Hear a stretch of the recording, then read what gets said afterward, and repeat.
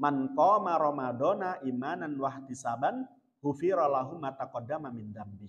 Apa itu?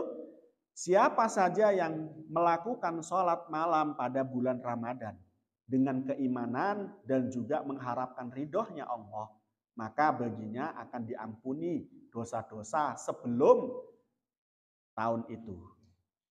Ya, sebelum tahun itu semuanya diampuni dosanya. Dosa yang bagaimana? Tentunya dosa yang kecil-kecil. Dosa yang bagaimana? Dosa yang bentuknya adalah dosa kita kepada Allah. Karena dosa itu kan kalau dilihat dari mana atau kepada siapa kita melakukan kesalahan, itu ada dua macam. Ada dosa yang bentuknya adalah merupakan kesalahan kita kepada Allah, ada dosa yang bentuknya adalah merupakan kita salah dengan sesama. Saya sudah sebutkan dan sudah jelaskan bagaimana tobatnya. Kalau kita bertobat kepada Allah terhadap dosa-dosa yang kita lakukan kepada Allah, itu lebih mudah dibanding minta ampun, bertobat dosa-dosa yang kita lakukan kepada sesama. Kalau kepada Allah, syarat tobat itu yang pertama adalah satu, harus menyesal.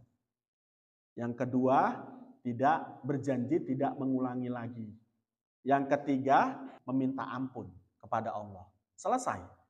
Tapi kalau seandainya itu kita melakukan dosa kepada sesama, ada tambahan satu lagi selain kita menyesali dosa kita, berjanji tidak akan mengulangi, minta ampun kepada Allah, tambah lagi kita harus minta ampun kepada sesama.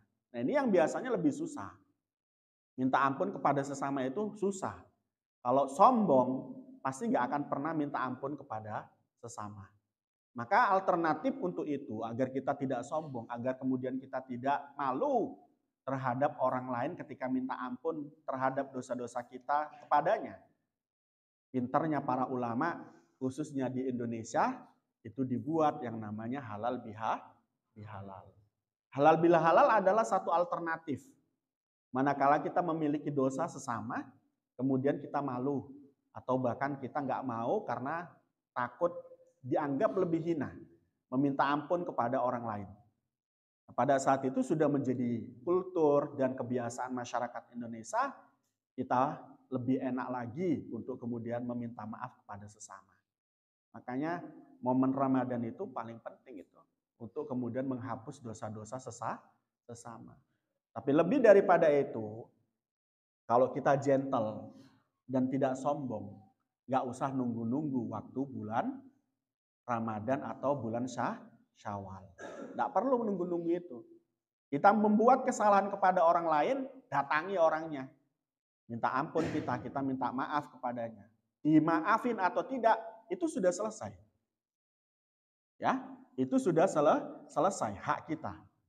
Urusan nanti diampuni atau tidak oleh Allah itu nanti. Yang penting kita sudah minta ampun dulu, minta maaf dulu. Ya, itu begitu.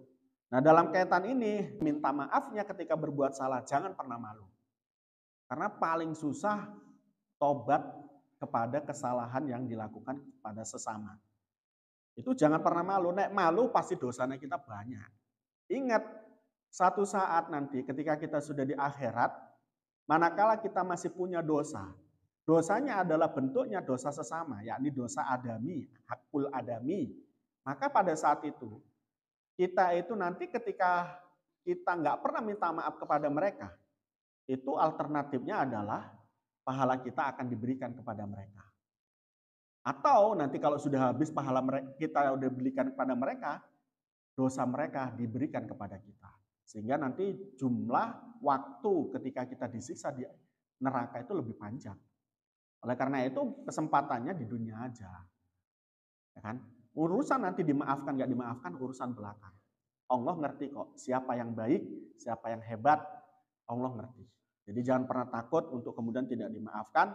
Jangan pernah takut dirimu direndahkan manakala kamu minta maaf kepada orang lain. Jadi harus minta maaf. Ya.